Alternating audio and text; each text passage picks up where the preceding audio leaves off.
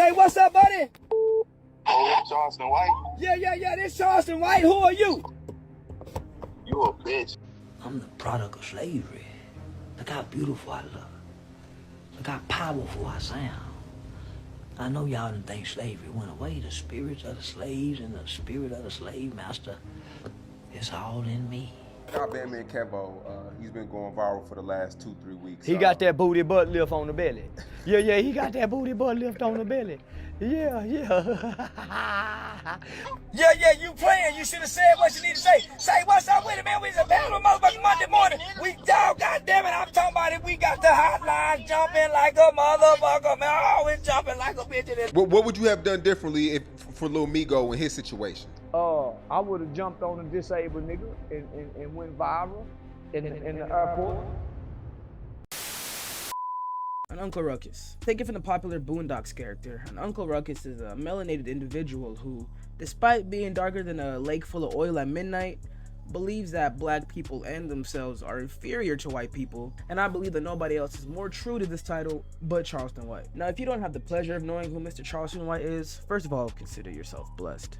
But I'm going to tell you regardless. When you Google Charleston White, he comes up as a YouTuber, motivational speaker, I guess community guy. Got arrested for murder as a teenager. He was involved in gangs, went to a juvenile center. But to keep it a buck with y'all, the way I found out about Charleston White was through Say Cheese TV.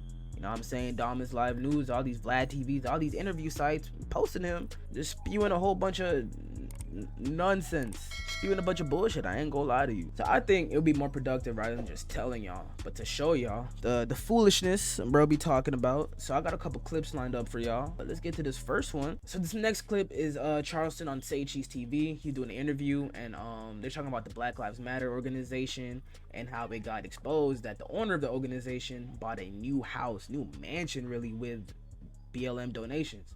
So he asked Charleston about it. Let's see what let's see what the cockeyed crusader himself says. The Black Lives Matter co-founder bought a house in a all-white neighborhood. Some millions of dollars, $1 million home, multi-million-dollar home. Yeah, 1.4 million, I think that's what it was, in an all-white neighborhood. And a lot of people were upset about that. Why?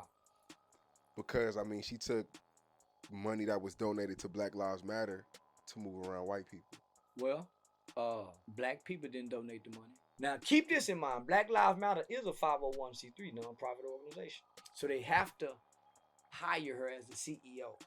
So she gets a salary, right? She gets a salary, and they get good salaries. That's why black people try to get them a 501c3. So don't get mad at her for doing what black people do every day. That's why you think everybody got a nonprofit. Yeah. They trying to get the goddamn money so they can go buy them a house in the white folk neighborhood. Who want to live a bunch of niggas? And you got this kind of money.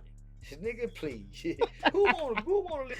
But that's what I mean. See, he'll say some funny shit like that. But what he's saying is really stupid. He just said right now that, oh, black people be going for the 501c whatevers for the nonprofits. So if everybody else be doing it, no one should be condemning her for doing it. But I don't believe that a large amount of black people are all applying for these nonprofit organizations just to, finesse them all out of their money. But even if they are, I don't believe that they're receiving donations to the amount of buying multi-million-dollar homes. You see what I'm saying? Live among a bunch of niggas with this kind of money. Everybody trying to get to the white folks neighborhood. We all live. Y'all didn't get mad at Snoop Dogg. He live around white folk. Y'all ain't mad about Jay-Z and Beyonce. He got some niggas money, went all around white folk. So they just being hypocritical. I mean, we all want to get us some money and go live around white folk. No, sorry, that's not the same thing. Cause Beyonce and Jay-Z, they got their money through selling their music, through going on tour, through this, that, and the third. The BLM I forgot her name, but she received that money in order to combat police brutality, systemic racism, etc., etc., etc. Instead, she going out into the hills, buying fancy houses, 3 stories, 4-car garage, and you just want niggas to accept it? Cause, bro, no. I ain't gonna lie, y'all. When I saw this next clip, it was confirmed. I knew this nigga was an Uncle Tom. Or you tired of, is it rap music, hip hop, or whatever? What do you want to transition into? I'm tired of black people. The hip hop culture is black culture now. False. Hip hop culture is a part of black culture.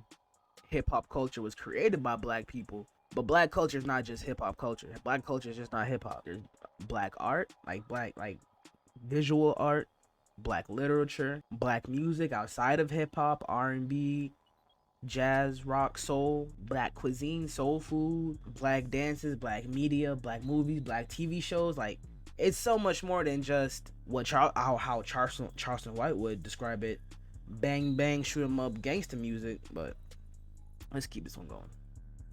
What is it that you tired of about black people? Everything. I want to go Ruckus. deal with white people.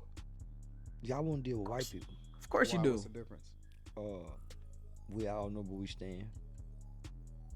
You think it's a better lane? Mm-hmm. Why? We all know where we stand. You heard it there first, ladies and gentlemen. He knows where he stands with the white people. He want to be right underneath them. As long as they don't bother him, don't step on his toes. He'll go ahead and shuck and jive for massa. Long as they don't step on his toes. Nobody's taking them personal. Nobody's taking their. In the business world, it seems like white people don't allow their feelings to get in the way of their business. Black people do. You'd be surprised, bro. It don't matter if you black, white, brown, blue, purple, green.